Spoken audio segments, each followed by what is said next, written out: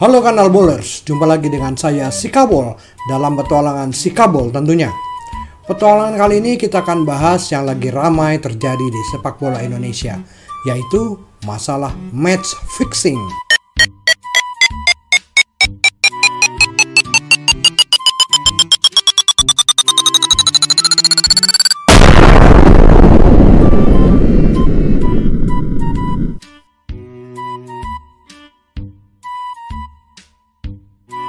Kanal Bowlers, Perserang resmi melaporkan dugaan pengaturan skor pertandingan Liga 2 yang dilakukan sejumlah pihak dan melibatkan pemainnya minggu yang lalu.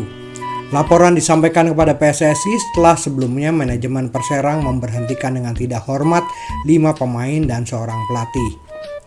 Manajer Perserang, Babai Karnawi, dalam keterangan tertulisnya mengatakan berdasarkan sejumlah informasi, pengakuan dan barang bukti yang dimilikinya, manajemen Perserang melaporkan indikasi pengaturan skor yang ditemukan kepada PSSI sesuai dengan yurisdiksi sepak bola.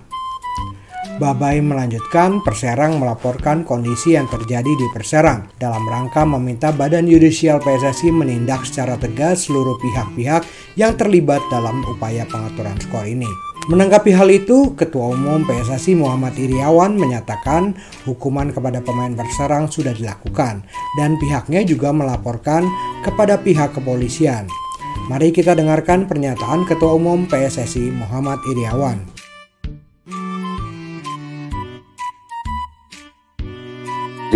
Tim nasional kita akan berangkat ke Turki. Semua alhamdulillah berjalan. Hanya memang dirusak oleh segelintir manusia, oknum pemain yang menjadikan seolah sepak bola kita rusak sekali. Tidak, teman-teman, ya. Kami bertekad, ya. Kami mempertaruhkan untuk bisa duduk di ketua umum ini adalah untuk bisa mengangkat sepak bola Indonesia, ya. Jadi itu yang perlu kami sampaikan. Terima kasih kehadirannya. Tapi yang jelas, intinya sore ini sudah saya serahkan ke pihak kepolisian. Nanti kita tunggu hasilnya dari pihak kepolisian Polda Metro Jaya. Yang kedua, mari kita bersama-sama bongkar. Kalau memang ini ada dan beri informasi kami data. Kalau mungkin ke kami tidak percaya, katakan ada polisi. Ya, banyak kali tinggal datang ke Polda Metro atau ke Mabes Polri beritahu ini loh. Ini buktinya loh, gitu. Kita ungkap sama-sama. Mari kita bersihkan sepak bola yang kita cintai ini. Ini kita sudah mulai merangkak. Ya, Liga sudah mulai bagus. Liga 2 seperti Liga 1 sekarang permainannya. Dihiarkan tiap hari. Permainannya bagus. Main di stadion di lapangan hijau Liga 1, Liga 2 itu. Kemudian tim nasional kita sudah naik rankingnya, ya. Ini bukan tidak kerja kan? Sabtu kami ada di sini, ya. Itu rekan-rekan sekalian, bantu kami untuk bisa mengungkap ini, ya. Berikan informasi kepada kami, ya. Saya pasti akan mengungkap ini kalau ada informasi yang ada, ya. Oh, ungkap PSSI, ya bagaimana? Kita tidak tahu siapa pelaku yang di belakang mereka kan. Mungkin ada teman-teman yang tahu, pasti tahu kita, ya. Belum saya ngurus timnas, terus dan sebagainya. Ya kalau tidak percaya sama kami, ya katakan ada polisi kok. Masa tidak percaya sama polisi? Ya, ada satuannya di sana, ada resersenya. Pasti diungkap. Karena kita bersama-sama waktu maju dengan Kapolri, pada itu saya melaporkan tolong di backup kami, ya. Ya, kerjasama juga ada. Bersama perjanjian kerjasama atau MOU dengan Mabes Polri sudah ada, sudah tertuang gitu. Jadi kami betul-betul ingin sepak bola kita maju, ya, ingin bersama-sama maju, ya. Yang dulu begini, oh silakan, saya nggak lihat yang dulu. Sekarang zaman saya ketua umum, saya minta semua yang ada di federasi harus betul-betul bisa membangun sepak bola, ya. Ada kekurangan wasit mungkin dalam memimpin, wah kok begini, ya wajar teman-teman. 1,5 tahun 537 hari tidak bertanding, ya. Mereka demam lapangan waktu pertama kali pramusim itu Piala Menpora itu kelihatan bermain canggung, belum fisiknya drop, kram dan sebagainya. Ya wajar lah, ya. Kita pun demikian, kalau teman-teman punya informasi wasit bermain kasih tahu kami, ya. Pasti kami tindak. Tidak ada kami tutup-tutupi, ya. Termasuk pengurus yang ada, siapa yang ada di kanan kiri kami pasti kami hajar, ya.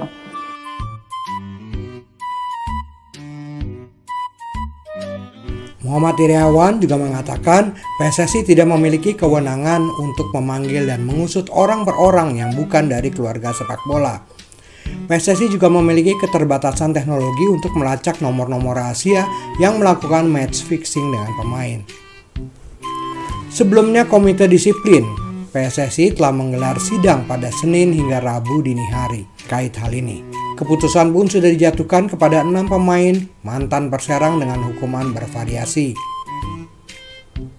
Menanggapi hal tersebut, Ketua Umum Paguyuban Supporter Timnas Indonesia atau PSTI Ignatius Sindro mendesak PSSI dan Satgas Anti Mafia Bola untuk mengusut tuntas dugaan praktik pengaturan skor tersebut.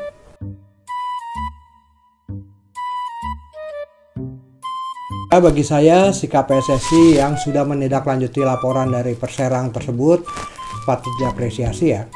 Namun seharusnya bisa lebih cepat dong. Jangan tunggu media kayak Mata Najwa ini gerak terlebih dahulu. Soalnya kan udah ada laporan tuh, usut tuntas dulu. Jangan sampai Satgas Anti Mafia Bola hanya jadi organisasi papan nama aja. Setahu saya, Satgas Anti Mafia Bola ini sering ada di pinggir lapangan, baik Liga 1 maupun Liga 2. Kalau ada indikasi awal, langsung gerak dong. Jangan sampai menunggu yang lain-lainnya dulu bergerak. Kita ingin sepak bola Indonesia bersih dari pengaturan skor. PSSI juga harus aktif untuk mengusut hal ini. Jangan tutup mata. Ajak seluruh stakeholder untuk membasmi pelaku-pelaku pengaturan skor atau match fixing. Kita ingin sepak bola Indonesia bersih. Liga 1, Liga 2 bersih, maka prestasi timnas kita akan meningkat terus. Oke, hajar terus pelaku-pelaku match fixing.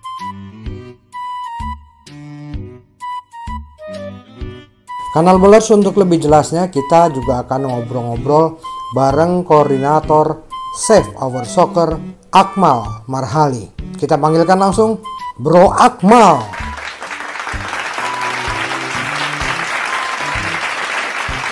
Bro Akmal, ini kalau melihat kembali terbukanya kasus match fixing, kalau SOS sendiri menilainya gimana, Bung? Ya bukan hal yang baru ya. Kita mau melihatnya biasa saja gitu. Bukan sesuatu yang luar biasa karena ini kejadian sudah terus berulang. Yang menjadi luar biasa kalau kasus-kasus macam ini ditangani dengan benar, itu baru luar biasa. Oke, ini terakhir Komdis PSSI menjatuhkan sanksi kepada 5 pemain Perserang nih. Kalau Bung Akmal melihat sanksi tersebut bagaimana? Apakah sanksinya terlalu ringan atau seperti apa, Bung? Saya tidak melihat sanksinya, justru saya melihat prosesnya gitu kan. Proses ini kan bukan pelanggaran terkait law of the game, misalnya soal perilaku buruk di lapangan atau permainan kasar dan sebagainya. Ini soal kejahatan sepak bola gitu. Jadi tugas Komdis bukan cuma kemudian mengambil keputusan dan menganggap masalah selesai, tapi harusnya kasus ini disidik terlebih dahulu gitu kan, diinterogasi pelakunya, disidik, dilakukan penyelidikan dan penyidikan, ditemukan barang-barang bukti, kemudian baru diputuskan sebagai sanksi. Dan itu tidak selesai sampai di situ, harusnya dibongkar semuanya sampai kepada aktor intelektual di balik layar semuanya. Jangan sampai kemudian selama ini penanganan kasus match fixing ini kan yang selalu jadi korban pemainnya gitu. Sementara pemain itu wayang, bukan hanya sementara pemain wayang dan pasti ada dalangnya. Dan PR-nya harusnya Komdis menyerahkan kasus ini selanjutnya, melimpahkan kepada polisi, karena ada perjanjian antara PSSI dengan polisi tanggal 22 Juni 2021 untuk kerjasama pemberantasan match fixing ini gitu kan, sehingga kemudian bisa dijadikan pintu masuk untuk membongkar gurita mafia bola di Indonesia. Dan tapi saya nggak yakin itu akan dilakukan gitu. Makanya saya anggap biasa saja. Kenapa nggak yakin? Apakah memang begitu lemahnya PSSI atau memang tidak ada niat untuk memperbaiki sepak bola Indonesia atau seperti apa, Bung? Ya faktanya sudah 5 ketua umum PSSI semuanya tidak melakukan apa-apa terhadap kasus ini dan selalu berulang setiap tahun gitu kan. Mulai dari Nurdin Halid, kemudian Johar Arifin, Lanyala Mataliti, sampai Bang Kosrat Edi Ramayadi, sampai sekarang ketua umum PSSI Muhammad Iriawan yang mantan polisi. Harusnya dengan label mantan polisi ini bisa semua diusut secara tuntas gitu, sehingga problem akut sepak bola kita ini setidaknya bisa dicarikan solusinya. Dan selama ini kan baru ditindak kalau kemudian masyarakat sudah teriak, udah ada yang mengungkap gitu kan. Tidak ada tindakan proaktif PSSI untuk memerangi ini semua. Apa langkah-langkah yang diambil PSSI? Tidak ada. Apa yang menjadi kendala utama sehingga kasus-kasus ini tidak diusut hingga tuntas nih, Bung? Ya kemauan. Kendala utama kemauan. Kan bahasanya di mana ada kemauan di situ ada jalan ya. Kalau nggak ada kemauan nggak ada jalan. Berarti emang setiap ketua umum yang ada selama ini belum ada kemauan ya? Ya belum ada. Kalau ada kemauan ya semuanya akan diselesaikan dan dituntaskan gitu. Jadi kalau sekarang nih kita lihat apakah ada kemauan dari pengurus PSSI untuk menuntaskan ini semua, untuk membongkar semua kasus-kasus yang ada gitu kan, untuk kemudian memberantas satu mafia pengaturan skor, mafia perwasitan gitu kan, sampai mafia pengaturan juara promosi degradasi. Nah, kalau ini bisa dibongkar berarti PSSI saat ini punya kemauan untuk membenahi bola Indonesia. Tapi kalau kemudian dianggap dengan memberikan hukuman kepada 5 orang itu selesai, ya nggak akan ada apa-apa, tidak ada langkah-langkah yang benar yang dilakukan oleh PSSI. Ya, untuk membenarkan ini, stakeholder seperti kita, SOS, PSTI, kira-kira apa yang harus dilakukan oleh stakeholder di luar PSSI ini, Bung? Ya berdoa. Hanya sekedar berdoa? Iya, habis apa? Kita sudah melakukan, membongkar, udah, SOS misalnya membuka ini ada kasus, udah. Kemudian mempublikasikannya sudah, gitu kan? Tapi kan tidak dilakukan apa-apa. Ya, pilihannya kan kalau kita nggak punya kekuatan, SOS nggak punya kekuatan misalnya untuk menangani kasus ini karena bukan pihak yang berwenang, kita bukan polisi, kita bukan pengurus federasi. Terus yang kedua, SOS juga tidak punya kemampuan untuk kemudian memberikan tekanan lebih spesifik agar memaksa PSSI untuk melakukan itu gitu kan. Ya pilihan terakhir ya berdoa kan. Ada kalau dalam Islam itu ada 3 cara untuk mencegah kemungkaran. Pertama dengan kekuatan, artinya dengan kewenangan yang kita miliki gitu kan sebagai pejabat dan sebagainya. Yang kedua dengan perkataan atau pernyataan. Yang ketiga selemah-lemahnya iman ya dengan doa. Apa perlu juga kita misalnya menggunakan kekuatan massa mendatangi PSSI ataupun pihak Satgas anti mafia bola gitu? Satgas mafia bolanya kan nggak ada. Atau datangin ke pihak kepolisian? Silakan aja, menurut saya gitu. Saya tidak dalam posisi untuk menggerakkan orang untuk melakukan itu semua. Silakan membangun kesadaran masing-masing bahwa sepak bola ini kita ini dalam kondisi darurat gitu kan. Kalau kemudian ada LSM, ada paguyuban supporter mau melakukan itu kan bagus gitu kan. Silakan saja gitu. Tapi SOS tidak dalam posisi sebagai komandan untuk melakukan demo gitu karena kita bukan faknya untuk turun ke jalan. Oke, terakhir Bung, harapannya terhadap stakeholder lain kalau misalnya PSSI atau pihak Satgas yang sekarang hanya menjadi quote and quote pajangan, di luar itu kira-kira apa harapan Bung Akmal?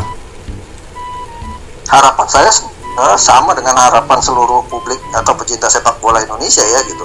Seperti bahasa saya semalam di Mata Najwa ya, harapan saya ihdina siratal mustaqim, tunjukkan sepak bola kita ke jalan yang lurus, pengurusnya jadi lurus, kemudian pelaku-pelakunya yang selama ini menjadi penjahat di sepak bola taubat dan menjadi orang-orang yang lurus gitu. Dan juga prestasi sepak bola kita menjadi lurus, kompetisi kita menjadi lurus, itu sih gitu. Itu aja, nggak banyak kita pengen cuma sebatas bahwa sepak bola kita ini berjalan sesuai dengan hitos sepak bola yang fair play, sportif dan sebagainya gitu. Dan kita harus bentengi sepak bola kita dari berbagai kejahatan sepak bola, karena ini problem yang harus dicegah secara bersama-sama. Nah, cara bersama-sama ini misalnya pemerintah, DPR misalnya kan membuat undang-undang soal misalnya pencegahan atau soal match fixing Komisi 10 gitu kan, soal kejahatan pengaturan skor, sport crime gitu kan istilah bahasanya sport crime yang terjadi bukan cuma untuk sepak bola, untuk seluruh cabang olahraga. sport crime juga kata masuk di dalamnya soal money laundering. Polisi juga bikin badan khusus misalnya untuk sport crime gitu kan, menangani kasus-kasus ini. Dan PSSI juga punya kewajiban untuk menjalankan apa yang menjadi dasar dari sepak bola itu sendiri, sportif dan sebagainya. Di PSSI kan ada komite integritas, ada komite fair play. Nah, ini semua harus berjalan sesuai dengan apa yang ditugaskan gitu kan. Jangan kemudian memberikan celah kepada pelaku-pelaku kejahatan untuk melakukan hal-hal yang tidak benar di sepak bola. Itu aja sih. Jadi kalau dari figur Pak Iwan Bule belum terlihat ada harapan juga nih, Bung? Ya saya berharap, kalau ditanya ini saya berharap, kenapa? Karena dia biasanya polisi bintang 3 gitu. Dari awal dia jadi ketua umum PSSI, saya berharap ini bisa ditangani.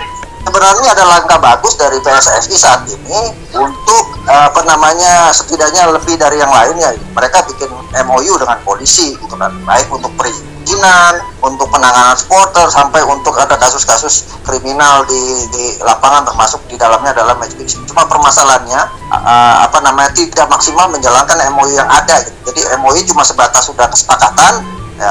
Orang yang pakai baju satgas di lapangan hanya sebatas pajangan, belum ada action yang dilakukan. Jadi kita berharap momentum Perserang ini bisa dijadikan stimulan buat PSSI untuk bergerak, tidak pasif seperti ketua komite wasit PSSI Malang. Hanya defend, bertahan terhadap permasalahan sementara tidak dikerjakan apa-apa. Baik, bro, thank you wakilnya, bro. Ya. Siap.